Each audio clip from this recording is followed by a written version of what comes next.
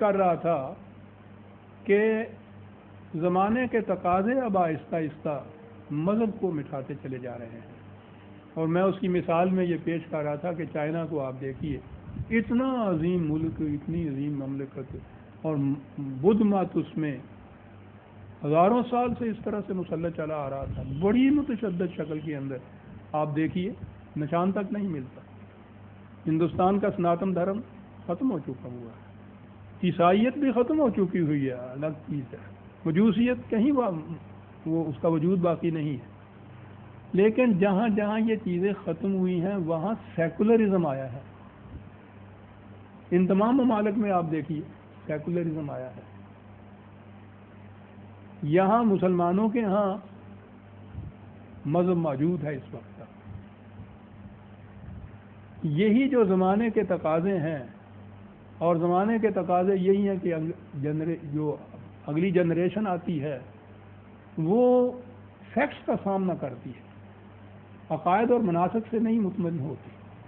جب وہ چیز آئے گی تو یہاں بھی یہ مذہب نہیں رہے گا.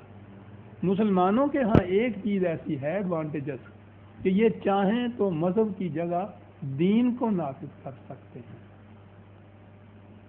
قرآن کی رہنمائی میں پرماننٹ ویلیوز کے تابع مملکت کو رکھنے سے اس میں پھر دنیا کی امامت بھی آتی ہے، آخرت کی سرخروئی بھی آتی ہے. اگر یہ چیز نہ کی گئی اور مذہب کو دین سے نہ بدلا گیا تو جو کچھ باقی ممالک کے اندر ہوا ہے، آپ نے کہا ہے بحثیت مفکر قرآن، تو بحثیت مفکر قرآن میں اسی نتیجے میں پہنچتا ہوں کہ پھر مذہب تو باقی نہیں رہ سکے گا، دین کو یہ لائیں گے نہیں، سیکولرزم ہی آ جائے گی. اور یہ ہے وہ المیہ جس کے خلاف میں یہاں 35 سال سے یہ کہہ رہا ہوں کہ یہاں اس پر نہ آنے دیجئے. یہ مملکت مذہب کی جگہ دین کو قائم کرنے کے لیے حاصل کی گئی تھی. یہ نہ کیجئے کہ یہاں مذہب جب نہ رہے تو یہاں سیکولرزم آ جائے. اس کے سوا مفر نہیں ہے. اور سوال کوئی؟ اسلامی نظام، اسلامی قوانین، اسلامی مملکت وغیرہ کی تاریخ و تحقیق میں مسلسل آوازیں بلند ہوتی ہیں، اور اس کے ساتھ ہی یہ بھی کہا جاتا ہے کہ یہ نظام صدر اول کے چند سالوں تک قائم رہا. اس کے بعد 1300 سال میں یہ نہ دوبارہ قائم ہو سکا، نہ آج بھی کہیں قائم ہے. اس تاریخی حقیقت کے پیش نظر اگر کوئی تعلیم یافتہ نوجوان اس نتیجے پر پہنچ جائے کہ یہ محض ایک یوٹوپیا یعنی ناممکن العمل سہانا خواب ہے، تو کیا وہ ایسا خیال کرنے میں حق بجانب نہیں ہوگا؟ نہیں، وہ حق بجانب نہیں ہوگا. جذباتی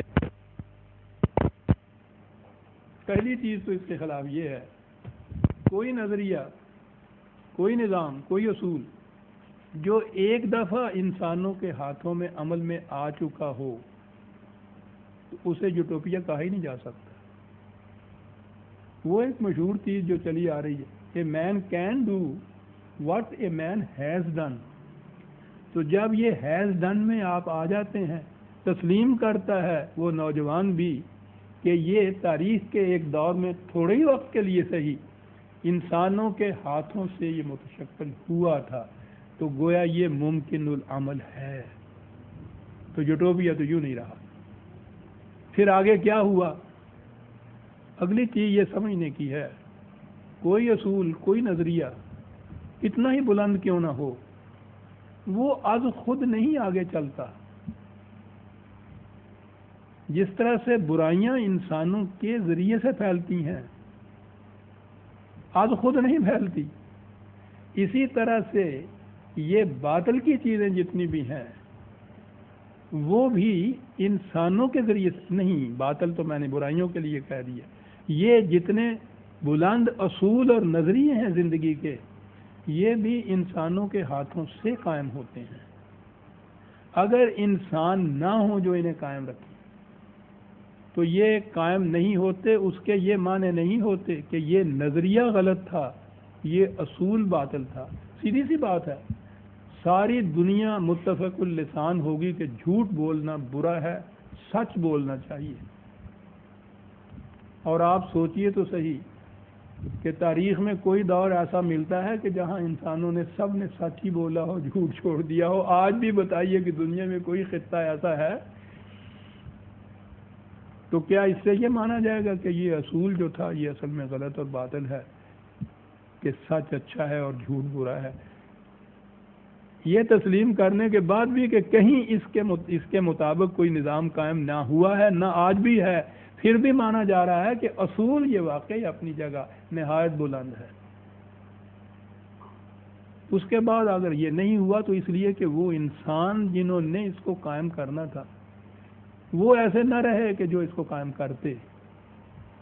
وہ ان انسانوں کی کمزوری ہے، ان اصولوں کی، ان نظام کی کمزوری نہیں ہے. یہ جو نظام ہے آج بھی ہم اس کو جب پیش کرتے ہیں تو ان اصولوں کے متعلق کوئی بھی یہ نہیں کہہ سکتا یا کہتا کہ یہ ناممکن العمل ہے یا یہ باطل کے ہے. میرے پاس تو آتے ہیں یہیں کے نہیں نوجوان، دنیا بھر کے بڑے بڑے دانشور بھی آتے ہیں. یہ سوال ہوتا ہے ان کے ہاں، وہ یہ سوال کرتے ہیں آ کر کہ پھر کہاں ہے وہ اسلام، کہاں ہے وہ نظام؟ اور اگلی بات یہی کہ اس کے تو معنی یہ ہیں کہ یہ امپریکٹیکیبل ہے، ناممکن العمل ہے. یہ سوال کرتے ہیں.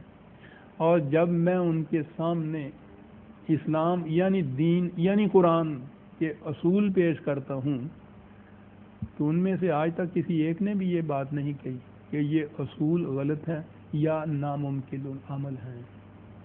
میں ان سے پوچھتا ہوں یہ کہ اب دنیا آہستہ آہستہ یہ انہی اصولوں کی طرف غیر شعوری طور پر آ رہی ہے یا نہیں کہ جو یہ قرآن نے پیش کیے تھے؟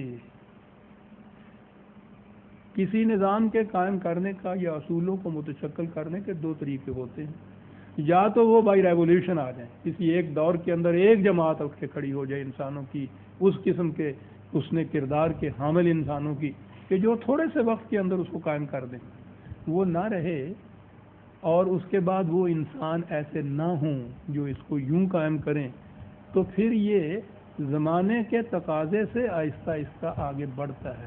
اسے کہتے ہیں عقل کا تجرباتی طریق، ٹرائل اینڈ ایرر.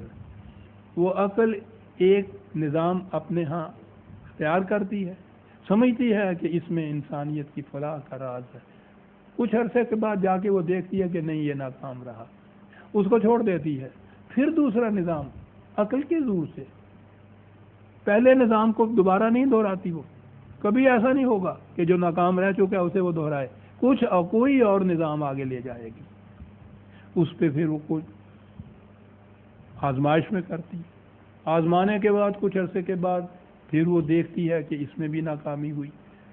ان نظاموں کی جو خوبیاں ہیں ان کو عقل ساتھ لے کے پھر آگے بڑھتی جاتی ہے، آہستہ آہستہ بڑھتی جاتی ہے. اس کے لیے عرصہ تو بڑا لمبا لگتا ہے، بہت طویل مرحلے ہوتے ہیں جس کو طے کرنے پڑتے ہیں. اس میں اس کو آگ کی خندقیں اور خون کی ندیاں بھی پار کرنی پڑتی ہیں، ہڈیاں توڑوانی پڑتی ہیں، لڑائیاں، جنگ، ریز، سب کچھ. یہ اس کا تجرباتی طریق ہے. وہ جو طریق انقلابی تھا نا اس میں یہ چیزیں نہیں ہوتی، اس سے یہ سب کچھ ہوتا ہے. آپ دیکھیے اس 1300 سال کی تاریخ میں عقل انسانی اپنے تجرباتی طریق سے جس سمت کی طرف چلی جا رہی ہے وہ ہے جو قرآن نے متعین کی ہے انسانیت کے لیے، یا اس کے خلاف سمت میں جا رہی ہے. مثال کے طور پر قرآن نے اس دور میں سب مسلمہ طور پہ ساری دنیا میں غلامی جو تھی اس کو معاشرے کا جز قرار دیا جاتا تھا. ایک آواز نہیں اٹھتی تھی اس کے خلاف.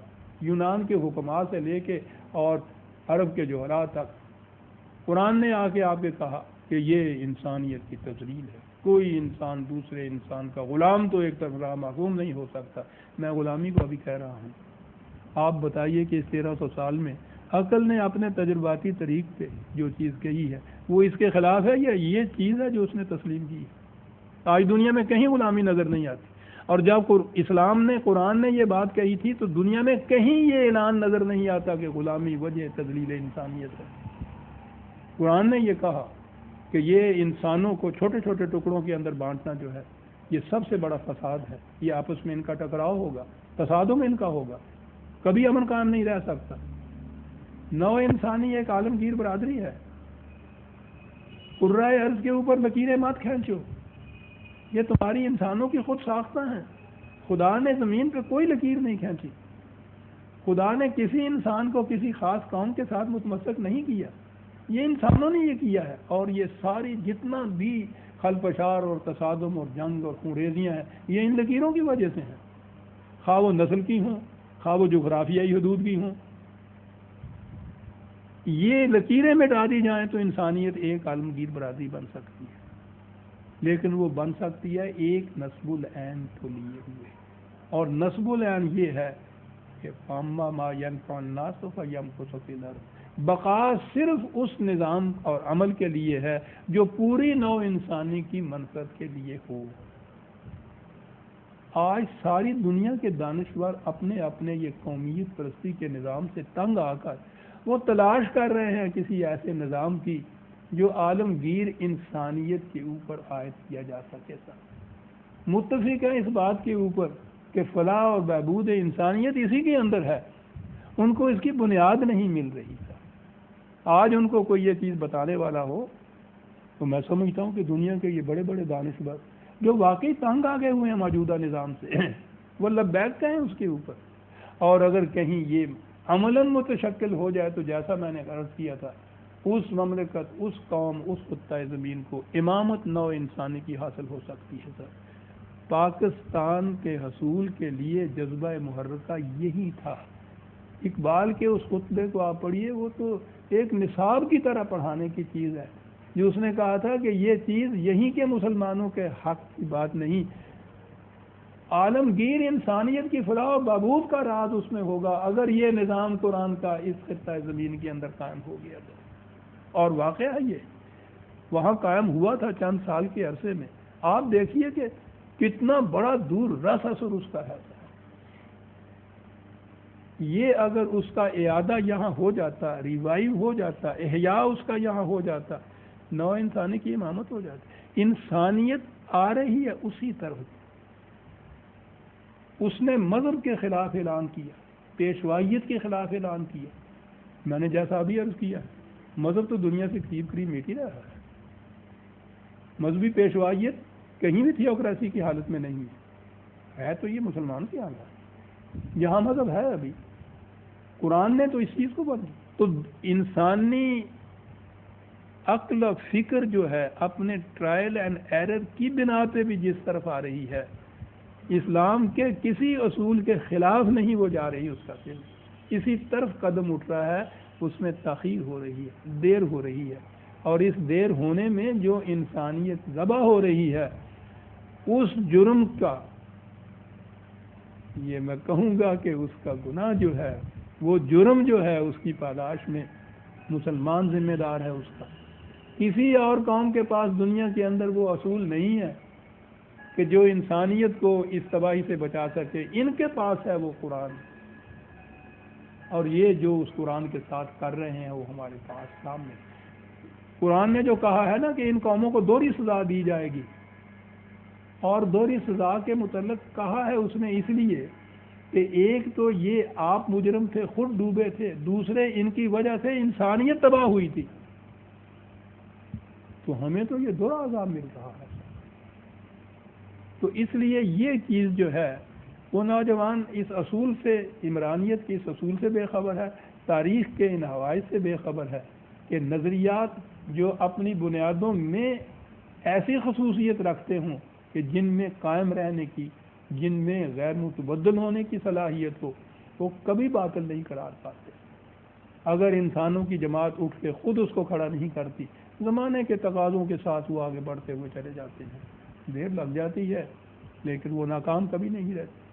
اب یہ چیز جو میری آنکھیں دیکھ رہی ہیں، میں نے ابھی عرض کیا، میرا تجزیہ یہ ہے کہ جہاں مذہب ہے وہاں تو دین آ نہیں سکتا.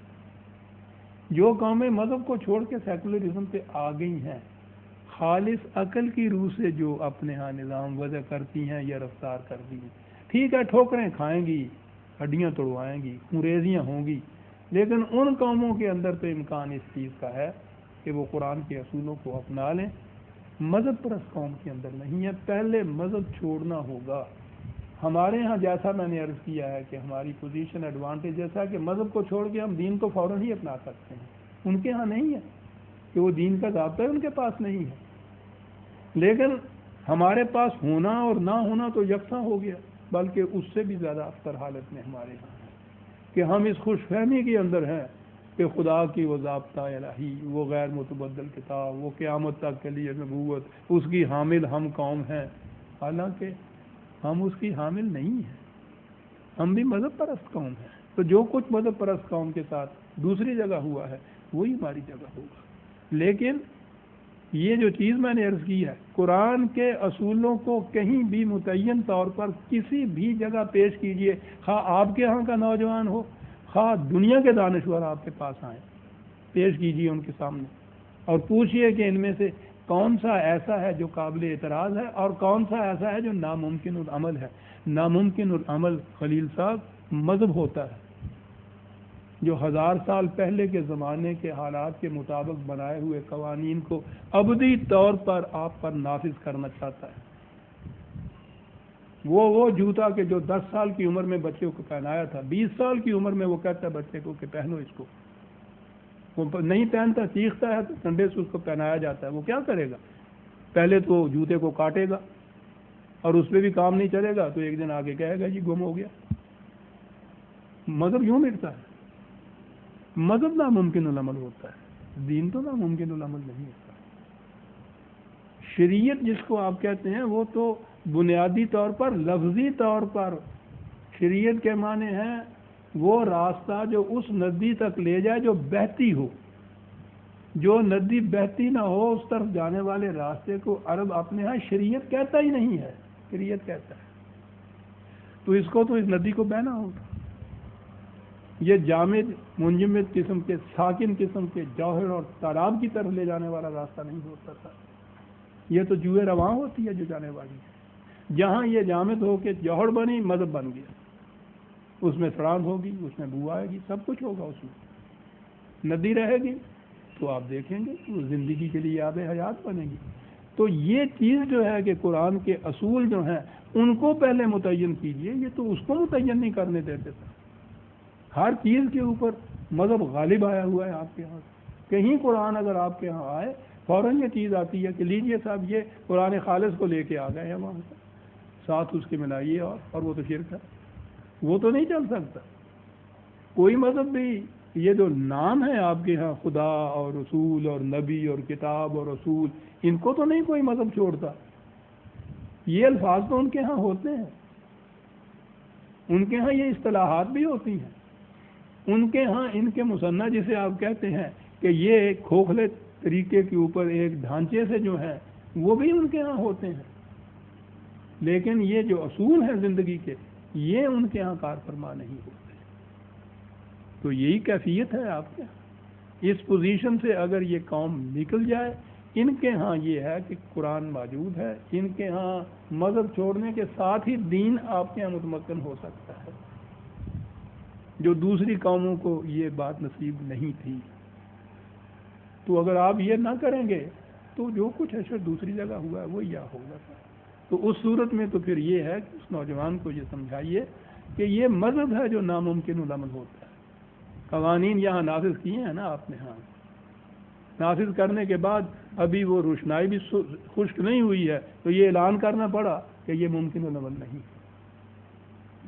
دین کا کوئی اصول بھی جو ہے اسے اٹھائیے اور دنیا کو چیلنج کر کے کہیے کہ بتائیے کہ یہ ممکن العمل ہے یا نہیں. ایک آواز ایسی نہیں آئے گی جو کہے گی کہ ممکن العمل نہیں ہے، بلکہ وہ کہیں گے یہ کہ ہم انسانیت کی بد نصیبی یہی ہے کہ یہ عمل میں نہیں لایا جا رہا، ناممکن العمل نہیں ہے. تو قرآن کا کوئی بھی اصول ایسا نہیں جو ناممکن عمل ہو.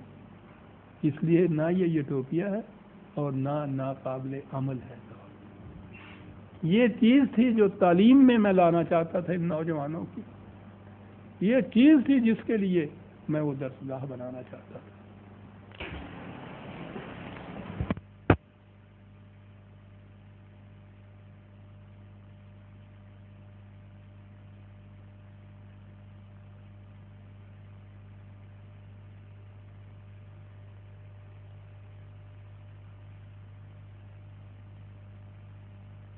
ہم اپنی روداد کیا سنائیں؟ کچھ اس میں ہیں واقعات ایسے اگر کوئی دوسرا سناتا ہم ہی سمجھتے اسے فسانہ، لیکن مجھے یہ فسانہ سنانا پڑا کیونکہ آپ نے سوال کر دیا۔ تشکیل پاکستان کے بعد میں نے یہاں کے ارباب حل و عقد سے کہا، اور آپ کو معلوم ہے آپ کو کہ ان کے ساتھ میرے سب کے مراسم تھے، میں نے کہا کہ ہم جو پاکستانی قوم اس وقت کہلا رہے ہیں، خواہ وہ پہلے سے یہاں تھے یا وہ ہندوستان سے یہاں آئے ہیں، ہم ایمان کی بنیادوں پر ایک قوم نہیں بنے ہیں، اور نہ ہی اس قوم کو یہ معلوم ہے کہ نظریہ پاکستان کیا ہے، وہ مقصد کیا ہے جس کے لیے اس خطہ زمین کو ہم نے حاصل کیا ہے۔ ہم بڑے بوڑھوں کے ذمے تو آپ یہ فریضہ عائد کریں کہ ہم اس خطہ زمین کو محفوظ رکھ سکیں، لیکن قوم کی نوجوان نسل کی یا آنے والی نسلوں کی تعلیم کا انتظام ایسے کریں کہ یہ دونوں چیزیں ان کے قلب کی گہرائیوں میں اتر جائے، اور اس کے لیے تعلیم کا نیا نظام وضع کرنا ہوگا۔ متفق تو وہ ان میں سے ہر ایک ہوا، لیکن عملاً کسی نے قدم نہ اٹھایا۔ ایک عرصے تک میں ماوے گردش رہا، اور آخر میں نے غالباً 1965 میں یہ طے کیا کہ اب کب تک ان کے دروازوں پہ دستک دیتا پھروں، چھوٹے سے پیمانے سے پر ہی صحیح کچھ خود ہی کوشش کر کے دیکھوں۔ وہ عالمگیر تو نہیں بن سکے گا، لیکن ایک ماڈل بن جائے گا۔ تجویز میری یہ تھی کہ ایک اس قسم کا کالج کھولا جائے کہ جس میں عام تعلیم یونیورسٹی کے منظور شدہ قاعدے کے مطابق ہو، تاکہ وہاں کا فارغ التحصیل طالب علم زندگی کے کسی شعبے میں دوسرے کالجوں کے طالب علموں سے پیچھے نہ رہ جائے، اور اس کے لیے مختلف میدان دوسرے طالب علموں کی طرح کھلے ہوں، لیکن اس کالج میں یہ مضامین اس طرح پڑھائے جائیں کہ طلباء کو ساتھ کے ساتھ معلوم ہوتا جائے کہ ان میں کون سی بات قرآنی تعلیم کے خلاف ہے، اور قرآن کریم اس باب میں کیا نقطۂ نگاہ رکھتا ہے۔ تعلیم کے علاوہ ان کا کریکٹر بھی اتنا بلند ہونا چاہیے کہ وہ دوسرے نوجوانوں کے لیے قابل تقلید مثال بن سکیں، اور اس طرح اس حقیقت کی زندہ شہادت پیش کر سکیں کہ جب انسانی قلب و دماغ قرآن کے قالب میں ڈھل جائیں اور وہ سیرت نبی اکرم صلی اللہ علیہ وسلم کو اپنے سامنے بطور اسوہ حسنہ رکھ لیں، تو اس سے کس طرح ایسے انسان پیدا ہوتے ہیں جن پر انسانیت فخر کر سکے۔ ظاہر ہے کہ اس قسم کی تربیت کے لیے کالج کے ساتھ ہاسٹل کا ہونا ضروری تھا۔ یہ تھی میری وہ تجویز یا میری اسکیم۔ تجویز یہ تھی کہ بوائز یعنی لڑکوں کے لیے بھی کالج کھولا جائے، اور ساتھ اس کے طالبات کے لیے بھی کالج کھولا جائے۔ وہ ریزیڈینشل کالج ہو، کیونکہ ان کی تربیت مقصود تھی، تعلیم ہی مقصود نہیں تھی۔ اس کے لیے ہاسٹل بھی اعلیٰ پیمانے کے اوپر ہوں، اساتذہ کے کوارٹرز بھی وہاں ہوں، پورے کا پورا ایک نظام وہاں موجود ہو۔ اب ظاہر ہے اس کے لیے بڑے وسیع رقبہ اراضی کی ضرورت تھی، اور اتنے فنڈز جو تھے نہ ہمارے پاس تھے، اور نہ اس کی امید کی جا سکتی تھی کہ یہ فنڈز مہیا ہو جائیں گے۔ گورنمنٹ کے پاس بہت سی فاضلہ زمینیں پڑی ہوئی تھیں اور وہ تعلیمی درسگاہوں کے لیے یہ زمینیں دیتے بھی تھے۔ جیسا میں نے عرض کیا ہے نا، احباب کے ساتھ میرے بڑے مراسم تھے، تو یوں ہی میں اس خوش فہمی میں تھا کہ اس کے لیے کچھ دقت نہیں ہوگی، لیکن ایک عرصہ دراز تک ان کی غلام گردشوں میں پھرنے کے بعد یہ نظر آیا کہ یہاں بھی کامیابی نہیں ہو سکتی، تو میں مایوس نہیں ہوا کرتا۔ اس میں ہم نے یہ سوچا کہ اس کے لیے بھی خود ہی کوشش کرنی چاہیے۔ چنانچہ اس کے لیے ایک تو قرآنک ایجوکیشن سوسائٹی مرتب کی گئی، رجسٹر کرایا، زمینیں دیکھیں، جہاں جہاں زمین دیکھی وہاں نظر یہ آیا کہ اس کے قرب و جوار میں ایسے لوگ بستے ہیں کہ ہم کم از کم طالبات کو وہاں بسا نہیں سکتے۔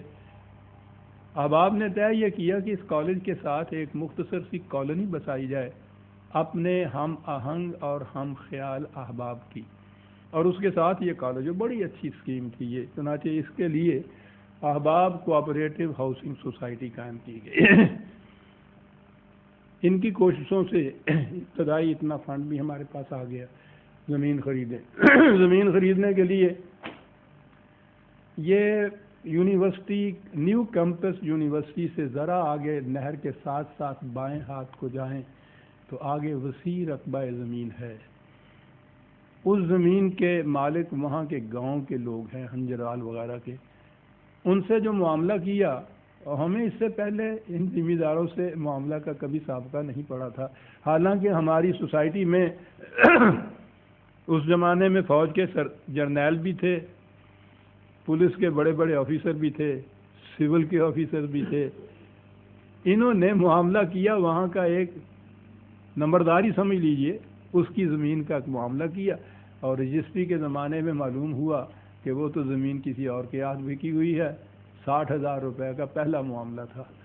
تو ہم نے کہا کہ ہم تو یہ عیاشی افورڈ نہیں کر سکتے، کیا کیا جائے؟ یہ ہوا کہ گورنمنٹ سے کہا جائے کہ وہ کچھ زمین ایکوائر کر کے ہمیں دے دیں. ایکوائرڈ زمین کی قیمت تو دینی پڑتی ہے، لیکن یہ جو ذمہ داروں کے ساتھ معاملے ہیں وہ سارے حکومت بھگت لیتی ہے. بڑی کوششوں کے بعد ہمیں ایکوائرڈ زمین مل گئی، 200 کنال سے بھی کچھ زیادہ، قیمت اس کی ادا کر دی گئی. یہ سن 70-71 کی بات ہے. ہم نے سمجھا کہ اب راستہ کھل گیا، کہ حکومت کی طرف سے ایک آرڈیننس نافذ ہو گیا کہ کوئی پرائیویٹ کالج کھولا نہیں جا سکتا. جو کھولے ہوئے تھے انہیں گورنمنٹ نے اپنے قبضے میں لے لیا، اور اگلے کالجوں کے متعلق یہ کہہ دیا کہ کوئی پرائیویٹ کالج اگر کھلے گا تو یہی نہیں کہ کالج بند کرا دیا جائے گا، بلکہ اس کی املاک مقبوضات تمام کی تمام گورنمنٹ اپنے قبضے میں لے لے گی. تو سوال ہی نہ رہا کہ ہم اس وقت کالج کھولتے. زمین کے معاملے میں زمین ایکوائرڈ کی ہوئی، گورنمنٹ کو قیمت دی ہوئی، وہ اپنی زمین تھی. یہاں نواب صادق حسین خان صاحب، وہ پہلے گورنر تھے پنجاب کے، اور آپ کو یاد ہوگا پھر چیف منسٹر ہو گئے تھے. انہیں وہ رقبہ پسند آ گیا، اور معلوم نہیں انہوں نے کہا کہ میں نے اس میں سے 40 کنال زمین خرید لی ہے اپنا بنگلہ بنانے کے لیے. ایکوائرڈ زمین کو خریدا نہیں جا سکتا. تو ان سے جب کہا گیا کہ قانوناً تو یہ آپ خرید نہیں سکتے، تو انہوں نے کہا کوئی بات نہیں، قانون کیا شے ہوتی ہے. وہ چیف منسٹر اور گورنر تھے. کمشنر سے انہوں نے کہا کہ یہ ساری اسکیم ہی ان کی منسوخ کر دو. تو وہ اسکیم ہی ہماری منسوخ کرا دی گئی. اس کے لیے ہمیں عدالتوں میں جانا پڑا، ہائی کورٹ میں گئے، کتنا عرصہ وہاں رہا، ہمارے حق میں فیصلہ ہو گیا. وہ سپریم کورٹ میں چلے گئے، وہاں جانا پڑا. 8-9 سال ان مقدمات میں ہمارے ضائع ہو گئے.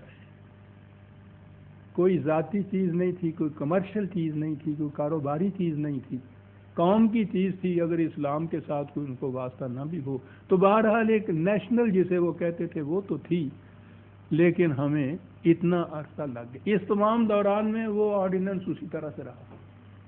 تو زمین کے متعلق یہ مسئلہ طے ہوا، تو اب اس آرڈیننس کے متعلق ہوئے. 1979 کی بات ہے کہ حکومت کی طرف سے یہ اعلانات اور بیانات شائع ہونے شروع ہوئے کہ حکومت اٹھا لے گی ان پابندیوں کو. تو ہم خوش ہو گئے کہ زمین کا معاملہ صاف ہو گیا ہے، پابندیاں اٹھ جائیں گی، اور آگے پھر ہم عمارات تعمیر کرنے کا کام شروع کر دیں گے. لیکن وہ پابندیاں اسکولوں کی حد تک تو اٹھیں، کالج کی حد تک نہ اٹھی. وہ بدستور قائم رہی، اور ہم انتظار کرتے رہے، واچ کرتے رہے، دیکھتے رہے کہ وہاں پروگریس کیا ہوتی ہے. اس وقت تک انتظار کرنے کے بعد یہ دیکھا کہ اس کے لیے کوئی شکل نظر نہیں آتی کہ یہ پابندی اٹھ جائے. اب آپ سوچئے کہ 65 میں میں نے یہ نظریہ پیش کیا، میری عمر اس وقت 62 سال کی تھی. آج قریباً 80 سال کی عمر ہو گئی. ابھی تک وہ اٹھا نہیں ہے آرڈیننس. پتہ نہیں کتنا وقت اور لگ جائے، پتہ نہیں اس وقت تک میں زندہ بھی رہوں یا نہ. اخراجات کی یہ کیفیت ہے کہ وہ تعمیر جو اس زمانے کے اندر مثلاً 100 روپے میں ہوتی تھی، آپ جانتے ہیں اب آپ آج اس کی قیمت کیا، 50-60 لاکھ روپیہ اندازہ اس کا تخمینہ لگایا جا رہا تھا. اور پھر میری عمر کا تقاضا، اور پھر اگلی چیز یہ کہ معلوم نہیں کہ وہ آرڈیننس اٹھ بھی سکے یا نہ. تو میں نے یہ سمجھا کہ اب یہ انتظار جو ہے صحیح لا حاصل ہے، مایوس ہو گئے، حالات کا جائزہ لیا اور اس کے بعد پھر یہ فیصلہ کیا کہ اس اسکیم کو ترک کر دیا جائے۔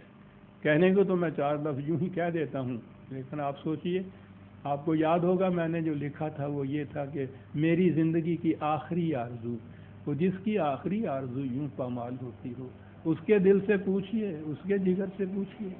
لیکن میں ان میں سے نہیں ہوں کہ محض توقعات کی بنا کے اوپر ایک لا حاصل چیز کے پیچھے پھرتا ہوا واقعات کو میں کو سامنا نہ کروں۔ قرآن نے ہمیں یہ نہیں سکھایا ہے، اس لیے مجھے ہمت کر کے یہ اعلان کر دینا پڑا۔ ایک چیز اس میں نے کی، جن لوگوں نے اس کے لیے عطیات لیے تھے، میں نے اعلان کر دیا کہ وہ اپنے چاہیں تو اپنے عطیات واپس لے سکتے ہیں۔ دوستوں نے یہ چیز کہی کہ عطیے تو واپس نہیں جاتے، تو میں نے کہا بہرحال یہ ہو سکتا ہے کہ عطیے وہ قانوناً واپس مانگ نہ سکیں، ہم دے تو سکتے ہیں ان کو یہ عطیات۔ تو یہ بھی پہلی مثال ہے اس قسم کی اسکیموں میں کہ وہ عطیات جو ہے ہم واپس کر رہے ہیں۔ طلوع اسلام میں اعلانات شائع ہو رہے ہیں، جن جن احباب نے مانگے ہیں عطیے وہ ہم نے ان کو واپس کر دیے ہیں۔ اس طرح سے یہ اسکیم، اگر میں کہوں زندگی میں اگر میری وفا کی حالات اچھے ہوئے، یہ پابندیاں اٹھ گئیں، تو ہو سکتا ہے کہ اس کے بعد بھی یہ چیز پھر ہاتھ میں لے لی جائے، لیکن سر دست تو اس کی کامیابی کی کوئی امید نہیں تھی، اس لیے اسے چھوڑنا پڑا۔ شکریہ۔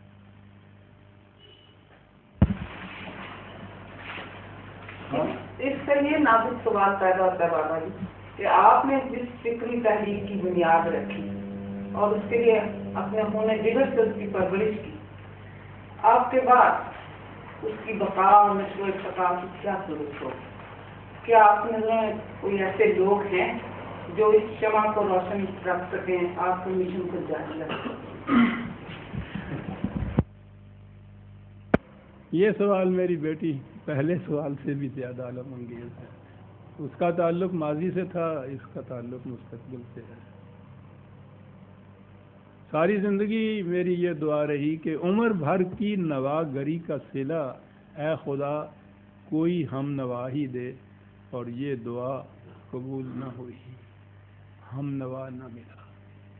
میری فکر سے متعلق متمسک اس کی تحسین و تبریک کرنے والے، میں سمجھتا ہوں کہ اگر مبالغہ نہیں ہے، لیکن وہ جسے ہم نوا کہا گیا ہے وہ ہم نوا نہیں ملا عمر بھر۔ اور بات صاف ہے، جذباتی قوموں کے اندر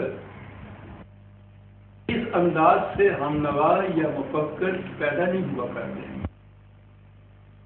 میں فکر اور شعور عام ہو، وہاں تو یہ قطار در قطار ایک کے بعد دوسرے، دوسرے کے بعد تیسرا چلا آتا ہے۔ جذباتی قوموں میں یہ کیفیت نہیں ہوتی، بڑا قحط ہوتا ہے۔ وہ ایولیوشن میں ایک تو تھیوری یہ ہے نا کہ وہ نارمل یا نیچرل ایولیوشن، ایک کڑی کے بعد دوسری کڑی آتی ہے، پچھلی کڑی کی خوبیاں اپنے ساتھ لیے ہوئے، اور اس کے بعد ایک سائنٹسٹ کہہ سکتا ہے کہ اگلی کڑی کیا ہوگی۔ لیکن ایک ایمرجنٹ ایولیوشن ہوتی ہے، ایک ایسی کڑی آتی ہے جس میں پچھلی کڑی کے متعلق سے یہ نہیں کہا جا سکتا کہ یہ اس کی ہی ایوالو شدہ شکل ہے، وہ کچھ اور ہی انداز ہوتا ہے جسے جینس کہا کرتے ہیں۔ جذباتی قوموں میں اس طرح سے پیدا ہوتے ہیں جو اس کے متعلق آپ کوئی اندازہ نہیں دے سکتے، کوئی پریڈکٹ نہیں کر سکتے، اور ابھی تک منطق اس مقام سے سربراہ ہے کہ یہ جینیس اس قسم کے لوگ پیدا کیسے ہو جاتے ہیں۔ آپ اپنی تاریخ کو دیکھیے، آپ کے یہاں سر سید پیدا ہوا، جس ماحول میں اس کا بچپن گزرا اسے دیکھیں، اولیاء خاندان کا آخری دور، ان کا خود اپنا گھرانا ان کا منافع۔ سر سید سے پوچھا تھا نا کہ اپنی سوانح حیات کے لیے بتائیے کہ میٹیریل کیا ہے، کہنے لگا میری سوانح حیات کیا، بچپن میں کبوتر اڑائے، جوانی آئی تو مجرتوں نے، بڑھاپا آیا تو گوبر کے بدلے لگ گئے، یہ میری داستان حیات۔ لیکن اس ماحول میں غدر کے بعد یا وہ آزادی ہند کی جنگ کے بعد مسلمانوں کی جو حالت تھی، ان میں وہی سر سید جو انگریز کی ایک عدالت میں ملازم تھا، جس کا ماضی یہ تھا، وہ ابھرتا ہے اور اس کے بعد سمجھ میں نہیں آتا کہ یہ کہاں سے آ گیا، اس کی مثال نہیں نظر آتی۔ اقبال کا ابتدائی ماحول، ابتدائی بچپن کی زندگی، یہاں کا ماحول، انگلستان جاتا ہے تو یہاں سے سارے جہاں سے اچھا ہندوستان ہمارا، وہ ہندوستان ہمارے کو سارے جہاں سے اچھا کہتا ہے، وہ چلا جاتا ہے۔ کوئی دوسرا شخص یہاں نہیں تھا جو یہاں کے مسلمانوں کی بھی بات کرتا۔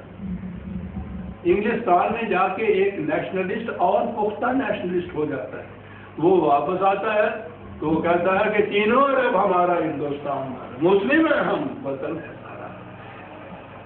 یہ انقلاب کیسے آ گیا؟ منطق سربراہ، اور وہی اقبال اس نے پھر وہ انقلاب آفرین نیت دین ہے کہ جس کا کوئی اندازہ ہی اس سے پہلے نہیں کر سکتا تھا۔ اور جہاں تک میں نے دیکھا ہے ہماری 1000 سالہ تاریخ کے اندر یہ اس کی مثال نہیں ملتی کہ اس طرح سے مذہب اور دین کو الگ کر کے کسی نے دکھایا ہو۔ یہ کون سی قوم تھی جس نے اقبال کو پیدا کیا؟ اس نے قوم نے تو اپنایا بھی نہیں تھا، اس کو مذاق کرتے تھے اس قائد اعظم صاحب، I am nationalist first, nationalist second, nationalist third, last, I am sorry. سن 25 تک یہ کچھ کہنے والا، ہندو مسلم اتحاد کی کوششوں میں ناکام ہو کے، بددل ہو کے انگلستان جا بیٹھا خلوت میں ناکامی میں، وہاں سے جو پلٹ کے آیا ہے تو اب آپ دیکھیے، اور ان سے آ کے کہتا ہے کہ وطن کی بنیادوں کے اوپر قوم کا تصور باطل تصور ہے، اسلام اس کی اجازت نہیں دیتا، ہم ایمان کی بنیادوں کے اوپر ایک مستقل ساتھ الگ قوم ہے۔ کون سی قوم نے اسے پیدا کیا؟ یہ اس قسم کی قوموں کے اندر یہ اس قسم کے جو ہینس نابغہ مفکر پیدا ہوتے ہیں، وہ قوموں کے پیدا کردہ نہیں ہوتے، وہ حالات اور خدا کی تخلیق نہیں ہوتے۔ یہ کیسے پیدا ہوتے ہیں میں نے عرض کیا ہے نا کہ منطق ان کی کڑیاں نہیں بتا دیتا، لیکن پیدا ہوتے ہیں یہ لوگ ضرور۔ میں اپنے آپ کو ان مشاہیر کے زمرے میں تو شامل کر نہیں سکتا، لیکن میری اپنی زندگی بھی تو آپ احباب کے سامنے آ گئی ہے، میرا بچپن آپ کے سامنے ہے، کڑے ہوئے قدامت پرستی کے ماحول میں، شریعت اور طریقت دونوں کے اندر 30 سال گورنمنٹ کی نوکری کی، یہ سارا کچھ کرنے کے بعد اب اس کے بعد جو میری اپنی زندگی گزشتہ 50 سال آپ نے بھی فرمایا 40-50 سال وہ زندگی ہے قرآن خالص کی، چھوٹا ہوں بڑی بات ہے یہ میں عرض کروں گا، ہماری 1000 سالہ تاریخ میں قرآن خالص کے متعلق یہ جو کچھ میں نے پیش کیا ہے اس کی مثال نہیں ہے۔